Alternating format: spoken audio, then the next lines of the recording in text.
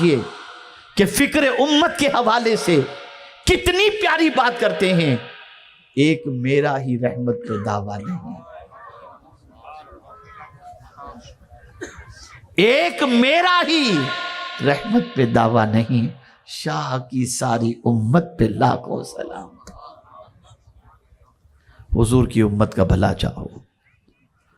بہت رسمی جلسے ہو چکے، بہت رسمی کانفرنسز ہو چکی، رسمی تو کیا کہوں گا، جس طریقے سے بھی جو بھی ہوتا ہے، جتنی دیر اللہ اور اس کے رسول کے ذکر پاک کی محفل میں آپ بیٹھے رہیں اور خطبہ جو کچھ اللہ اور اس کے رسول کے ارشادات پہنچاتے رہیں، وہ سب بامقصد ہیں، ثواب کے لائق ہیں اپنی جگہ پر، لیکن اب سوچ بدلو، اب فکر بدلو۔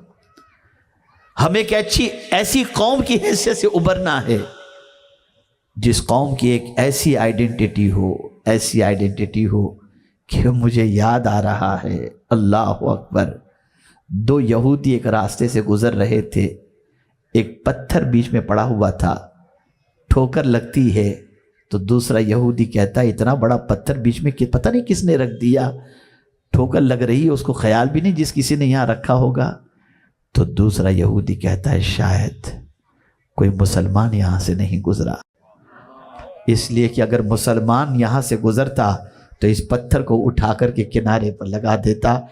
نبی کا دیوانہ تکلیف کی چیزوں کو ہٹایا کرتا ہے، رہنے نہیں دیتا۔ یہ ہماری پہچان تھی۔ ہم دنیا کے لیے نفع بخش تھے، ہم دنیا کو فائدہ پہنچانے والے تھے، ہم دنیا کی زندگی کے اندر انقلاب پیدا کرنے والے تھے۔ ہمارے حوالے سے پوری دنیا کا یہ تصور تھا مسلمان نقصان پہنچانے والا نہیں ہوتا، مسلمان نفع پہنچانے والا ہوتا ہے، اور یہ بھی حضور کی سنت ہے۔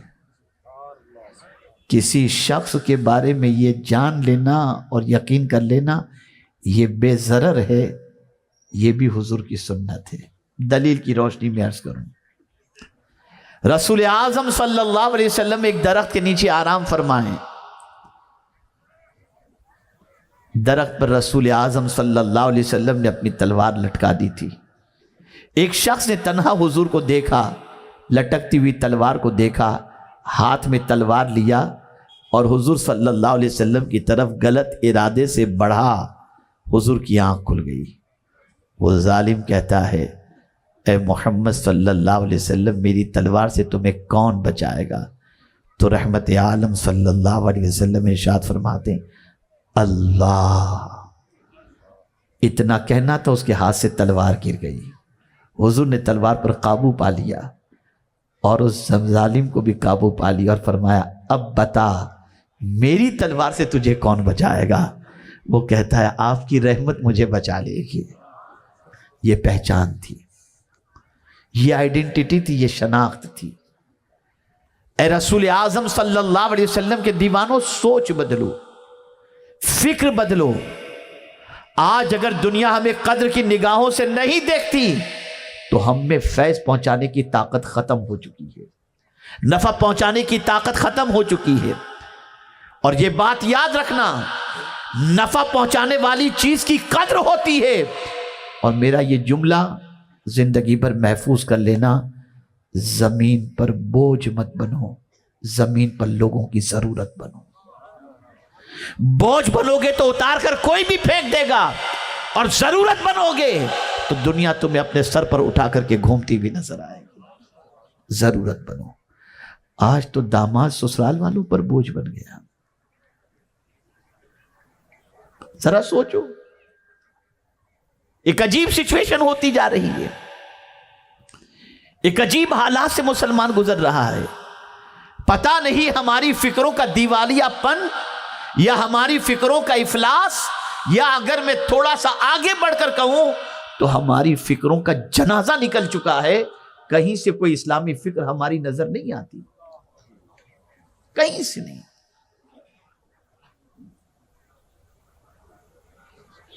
میں اپنے نوجوان ساتھیوں سے کہوں گا، بچوں سے کہوں گا، خود غرضی سے نکل کر خدا پرستی کی طرف بڑھو۔ سیلفش مت بنو، اپنا ہی بھلا نہ سوچو۔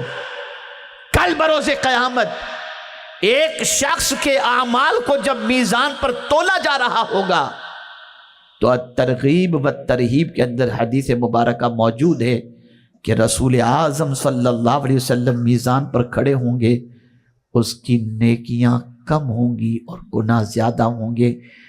قریب ہوگا کہ فیصلہ ہو جائے گا کہ اس بندے کو جہنم میں ڈال دو، کہ آقا کریم صلی اللہ علیہ وسلم اس بندے کی سفارش اللہ کی بارگاہ میں کریں گے، مولا اس بندے کو بخش دے، اس لیے کہ زمین کے اوپر میرا ایک امتی پریشان تھا، یہی بندہ تھا جو میرے امتی کی پریشانی کے لیے دوڑ دھوپ کرتا تھا، اس نے زمین پر میری امت کی پریشانی دور کی۔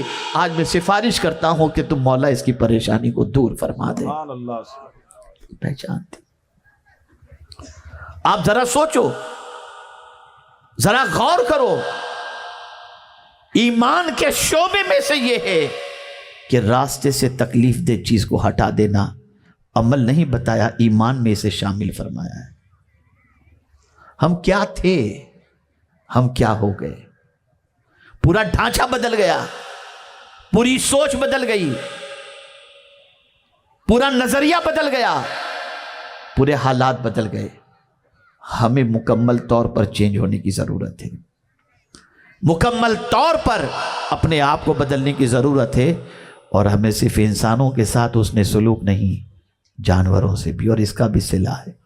ایک زمانے کے اندر آپ جانتے ہیں قلم تو آج نکلا ہے، یہ بال پین، انک پین، یہ ساری پین تو آج نکلی ہیں، پہلے لکڑے کے قلم سے سیاہی کے اندر بھگو کر لکھا جاتا تھا۔ سنو، غور سے سنو، ایک بزرگ سیاہی کے اندر قلم کو ڈبوتے ہیں، جیسے ہی اٹھاتے ہیں، نوکے قلم پر سیاہی تھی، ایک مکھی آتی ہے، سیاہی کو چوسنا شروع کر دیتی ہے نوکے قلم سے، وہ ایسے ہی قلم کو پکڑ کے رکھتے ہیں تاکہ مکھی سیاہی کو اچھی طرح سے پی لے۔ جب وہ سیاہی مکمل پی کر کے اڑ جاتی ہے، پھر وہ قلم کو سیاہی کے اندر ڈبوتے ہیں، کچھ دنوں کے بعد اس دنیا سے وہ کچھ کر جاتے ہیں۔ شاگرد نے دیکھا جنت کے مزے لوٹ رہے ہیں، شاگرد نے پوچھا حضور ہمیں بھی وہ عمل بتا دیجئے جس کی وجہ سے اللہ نے جنت عطا فرمائی۔ تو ارشاد فرماتے ہیں اس مکھی کی پیاس بجھانے کی وجہ سے میرے مولا نے میری بخشش فرما دی۔ ذرا سوچو، آج بہن کا حق کھایا جا رہا ہے، بچیوں کا حق مارا جا رہا ہے، بھائی کا حق مارا جا رہا ہے، اور پھر اللہ کے نام پر دے کر آدمی سمجھتا ہے جنت مل جائے گی۔ سوچ بدلو، فکر بدلو، خیالات بدلو۔ آپ جب تک کہ اس سوچ کے مالک نہیں بنیں گے نا، تو میں سمجھتا ہوں زندگی کسی کام کی نہیں رہے گی۔ اور ایک آخری بات عرض کر دوں تاکہ آپ تھوڑا سا اور طمانینت قلب حاصل کر لیں۔ یاد رکھیں، کسی کہنے والے نے بڑی پیاری بات کہی ہے، کھلانے والا کبھی بھوکا نہیں رہتا۔ کھلانے والا کبھی بھوکا نہیں رہتا۔ اب میں اس کو آپ کو سمجھاؤں، سکون چاہتے ہو نا، دل کا سکون چاہتے ہو، آئیے میں آپ کو سمجھاؤں۔ آپ کے بینک کے اندر پیسے پڑے ہوئے ہیں، آپ کے جیب کے اندر پیسے پڑے ہوئے ہیں، آپ گئے کسی بڑی ہوٹل میں کھانا کھانے کے لیے،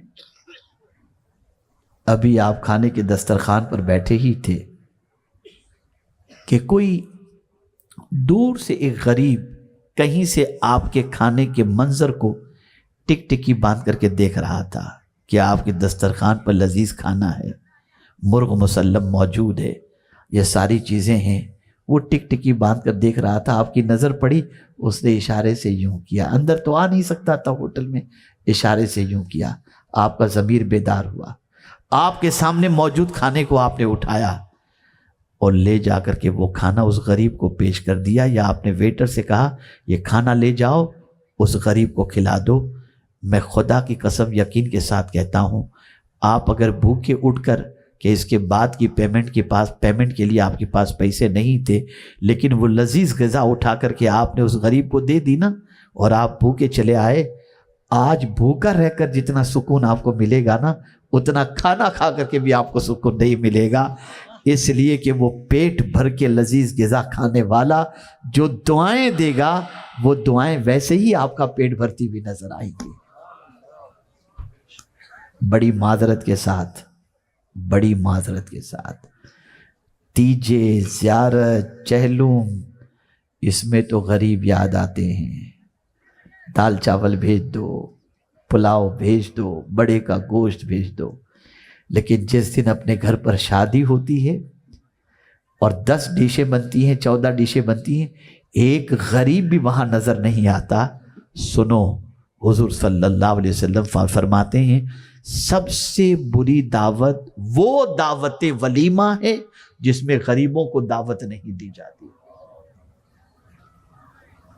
میں تو ایک ایسے ظالم شخص کو بھی جانتا ہوں جس کے یہاں اس کے بچے کی شادی تھی، ملینر ہوگا وہ، اس نے میرے دوست کو 2-5 شادی کاٹ دی اور کہا یار تمہارے خاص دوست جو ہے نا ان کو دے دینا، لیکن اتنا خیال رکھنا کہ کوٹ پینٹ پہن کر آنے والے کو دینا، پھٹے پرانے کپڑے پہن کر آنے والے کو مت دینا۔ یہ مزاج، یہ سوچ بن گئی۔ اس سوچ سے باہر آ جاؤ، اس فکر سے باہر آ جاؤ، اور اے رسول اعظم صلی اللہ تعالی علیہ وسلم کے دیوانوں، اگر چاہتے ہو کہ اللہ ہم سب کا بھلا کرے تو ہم بھی دوسروں کا بھلا کرنے کی سوچیں اور دوسروں کے بھلائی کے سلسلے میں محنت و مشقت کریں۔ میرے پیارے آقا صلی اللہ علیہ وسلم کے پیارے دیوانوں، میں سمجھتا ہوں کہ یہ گفتگو فکر پر، اگر آپ نے اس فکر کو قبول کر لی تو میں یقین کے ساتھ کہتا ہوں کہ انشاءاللہ زندگی آخرت دونوں سنور جائے گی۔ اور یہ اچھی طریقے سے یاد رکھیں کہ پوری دنیا اربوں روپے خرچ کر رہی ہے میڈیا کے اوپر، صرف فکر آپ کی بدلنے کی، کہ آپ کی فکر بدل جائے، آپ کی سوچ بدل جائے، آپ کا نظریہ بدل جائے۔ لیکن الحمدللہ قرآن کل بھی زندہ تھا، آج بھی ہے، ہمیشہ رہے گا۔ اس سے فکر اخذ کیا کرو، اور مدینے کے تاجدار صلی اللہ علیہ وسلم زندہ ہیں، ہمارا دین بھی زندہ ہے۔ اللہ عز و جل کے پیارے حبیب صلی اللہ علیہ وسلم کے عشق میں امام عشق و محبت نے کہا تو زندہ ہے واللہ، تو زندہ ہے واللہ، میری چشم عالم سے چھپ جانے والے۔ تو اے رسول اعظم کے دیوانوں، اب ادھر ادھر دیکھنا بند کرو، مدینے کے تاجدار کی حیات طیبہ کو دیکھو اور قرآن مقدس سے اپنی فکر کو درست کرنے کی کوشش کرو۔ اور ایک شعر مجھے یاد آ رہا ہے، فکر عرب کو دے کر فرنگی تخیلات، فکر عرب کو دے کر فرنگی تخیلات، اسلام کو حجاز اور یمن سے نکال دو۔ اسلام کو نکالنے کے لیے فکر بدلی جا رہی ہے، فکر بدلی جا رہی ہے، سوچ بدلی جا رہی ہے۔ یہ اچانک آپ کی ہیئر اسٹائل کیسے چینج ہو جاتی ہے، جانور کی طرح، گھوڑے کی طرح، بیچ میں سے اتنے بال؟ یہ اچانک پھٹی ہوئی جینس کیسے آپ پہننے لگ جاتے ہیں؟ کل تک جن پھٹے ہوئے کپڑے پہن کر باہر آنا آپ کو شرم محسوس ہوتا تھا، آج قیمتی جینس پھٹی ہوئی پہن کر کے نکل رہے ہو، شرم نہیں آتی؟ آپ کی سوچ بدلی گئی، آپ کی فکر بدلی گئی۔ آپ کو یہ بتایا گیا کہ اگر تم مقام حاصل کرنا چاہتے ہو تو یہ کپڑے پہنو، اس طرح سے پہنو گے سوسائٹی تمہیں سلام کرے گی۔ اور ایک فکر اور دی جا رہی ہے، اور وہ یہ ہے، دین کا علم حاصل کرنے والا اور دین کا جو داعی ہوتا ہے، یا عالم ہوتے ہیں، یا مفتی ہوتے ہیں، یا شیخ الحدیث ہوتے ہیں، یا حافظ ہوتے ہیں، ان کو بیچارہ کہہ کر کہو، حقیر نظر سے دیکھو۔ اور آج یہی ہو رہا ہے، بڑی معذرت کے ساتھ، جنہیں دینی شعور ہوتا ہے وہ سامنے سے دنیاوی تعلیم یافتہ آتا ہو اور دینی تعلیم یافتہ آتا ہو، تو وہ دینی تعلیم یافتہ کے لیے جس کے پاس دینی شعور زندہ ہے وہ بڑھ کر ان کی دست بوسی کرے گا، اور دنیا کی تعلیم حاصل کرنے والے کے ساتھ بھی اچھی طریقے سے ملے گا، لیکن اس کی نگاہوں کے اندر معزز وہ ہے جس نے قرآن سیکھا ہے۔ لیکن آج جس کو دینی شعور نہیں، اس کا معاملہ جدا نظر آتا ہے، اس کی سوچ جدی نظر آتی ہے، اس کی فکر جدی نظر آتی ہے۔ حضور صلی اللہ علیہ وسلم نے فرمایا عالم بنو یا طالب علم بنو یا عالم کی بات سننے والے بنو یا عالم سے محبت کرنے والے بنو، پانچویں مت بننا ورنہ ہلاک ہو جاؤ گے، ہلاک ہو جاؤ گے۔ ٹھیک ہے، جو آپ کی سوچ کے مطابق آپ اگر آج کے عالم کو محبوب الہی کی طرح دیکھنا چاہو تو آپ بھی امیر خسرو جیسے تو نہیں ہو سکتا ہے، لیکن پھر بھی بہرحال آپ سے بہتر ہے کہ 5 وقتہ نماز تو جماعت سے پڑھ بھی رہا ہے، پڑھا بھی تو رہا ہے، قرآن تو صحیح طور پر پڑھ رہا ہے۔ آپ کے گھر میں کسی کا انتقال ہو جائے تو نماز جنازہ یہی تو آ کے پڑھتے ہیں۔ عزت دو، دین کو دو، دینداروں کو دو، دینی کتابوں کو دو، دین کے علم کے سیکھنے والوں کو دو، لیکن دنیاوی علم حاصل کرنے والوں کو حقارت کی نظر سے مت دیکھنا، اور نہ دنیاوی تعلیم یافتہ کو حقارت کی نظر سے دیکھنا۔ وہ علم بھی ہے، وہ بھی ضروری ہے، اور یہ بھی ضروری ہے، لیکن سوچ یہ بدلنی ہوگی کہ اللہ نے جس کو بھی دین کا علم عطا فرمایا ہے وہ حقیر نہیں ہے، وہ بھی اللہ عز و جل کے فضل سے ایک بڑی نعمت سے مالا مال ہے، بڑی دولت سے مالا مال ہے، اس کا بھی احترام کرو، اور دنیاوی تعلیم یافتہ کو بھی قدر کی نگاہوں سے دیکھو۔ اللہ تعالیٰ آقا کریم صلی اللہ علیہ وسلم کے صدق و طفیل ہم سب کو دین و سنیت کی خدمت اخلاص کے ساتھ کرنے کی توفیق نصیب فرمائے۔